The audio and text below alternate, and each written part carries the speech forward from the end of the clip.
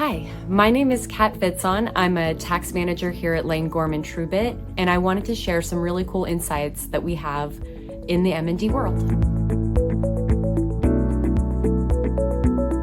The first trend we're seeing is AI, smart factories, and other technologies disrupting the industry. So what a lot of companies are doing is evolving their technologies to keep up.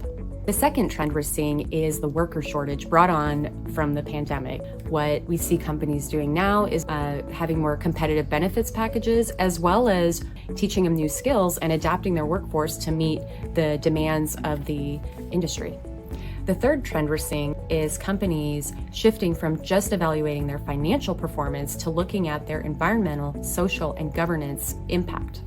The fourth trend we're seeing is evolving supply chain dynamics. So obviously the pandemic has lingering effects on the challenges of sourcing goods and pricing goods. Now companies are looking more in non-traditional spaces for their supplies.